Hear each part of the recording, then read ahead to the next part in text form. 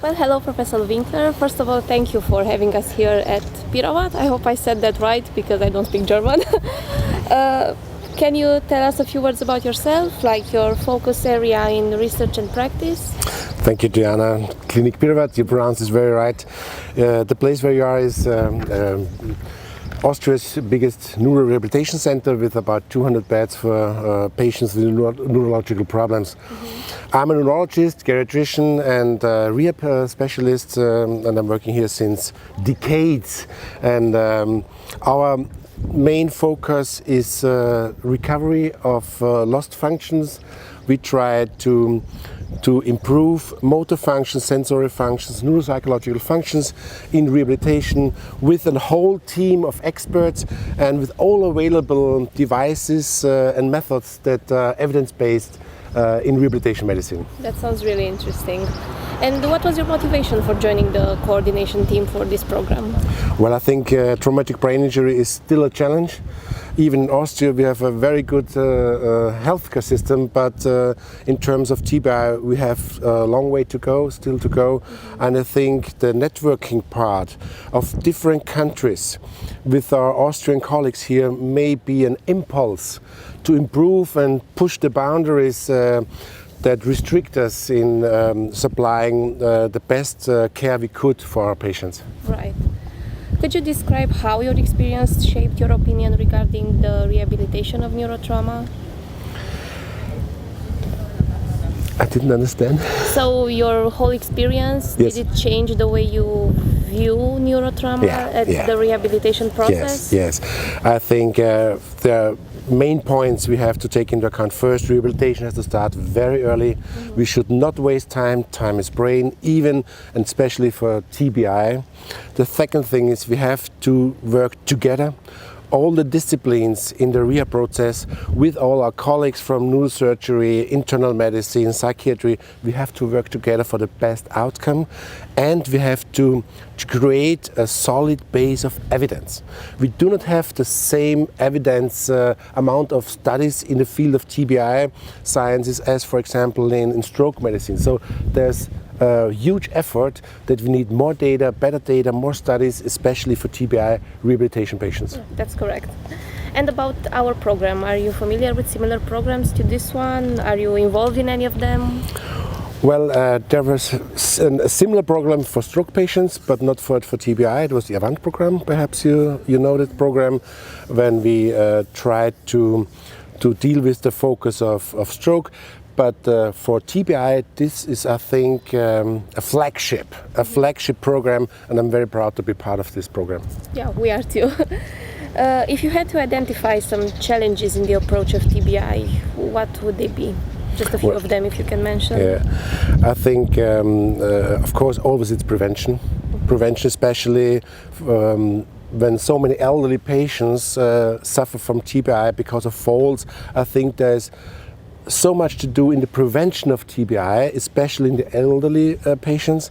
The second is, if you already suffer from a TBI, the time from the acute hospital to the rehabilitation ward must be shortened. It must be very quick, and most of our patients wait weeks for a place for rehabilitation. I think this has to change. And the third is we need funding, because TBI is not only restoring some functions, motor functions, walking functions, neuropsychological function. It affects the patient and his whole surrounding, his caregivers. We need financial and social support. I think there's still a way to go. So what organizational issues do you think would be most pressing when it comes to the rehabilitation process for the patients? I think we need a better communication between acute centers, neurosurgery centers, pre-hospital management and the rehabilitation centers. We have to connect these areas much better. And of course, on top, what we need is a registry. We need to know what we do. Is it useful? Can we improve the outcome? We don't know. No, we need more data. I think we need a registry, especially so that all the participants in this management circle of TBI can come together, work together, define the problems and solve them. Right. From your point of view, which are the main limitations in the approach of cognitive, behavioral, or depressive disorders that result from neurotrauma? Well, it depends, of course, always individually to the extent of these problems, but one thing is we need time. The time, first we have to start early, second we need time for these patients. They do not heal in 4 weeks or 6 weeks, sometimes it's a lifelong problem, so rehabilitation is a lifelong process, and we should not forget that we have secondary, tertiary problems we have to take into account. So time and financial support is very important, so that affected patients with the severe handicaps have the possibility for a longer time period to profit from rehabilitation measures in different kind of ways. Okay. Could you maybe describe shortly one of the most intriguing cases you've ever encountered? Oh. Intriguing and short doesn't really go together. You know, my special interest also is in problems with consciousness, and I deal a lot of time with patients are in the vegetative state and regaining consciousness to the minimal conscious state. And I remember a patient being vegetative for 5 years. For 5 years, and then we started a special treatment with stimulation therapy, snoozelen therapy, and this patient regained after 5 years consciousness. Wow. Of course she was severely handicapped, but this tells me never to give up on a patient. Never to give up. That's great. Yeah, it gives us hope. So these days, online communities in the medical field are becoming more and more visible. Considering this, what do you think is the role of an online community in medical practice today? I think it is important because this is a platform for us. We need to communicate and we need to exchange. We have to have a platform for organizing and planning our approaches, our scientific approaches, and the communication is very important. That's very important. This is the right platform for it.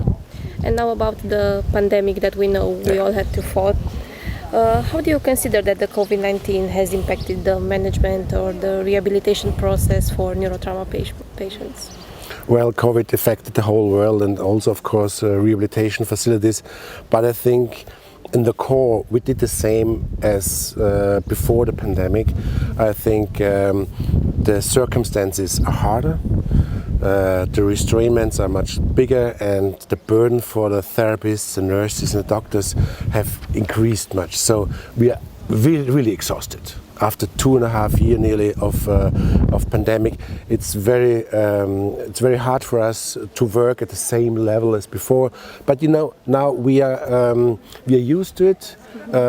We are happy that we do not have so much cases now, and we are hopeful that this pandemic will resolve and will not put so much burden on you again, because all the therapists and the nurses and doctors are really exhausted by now.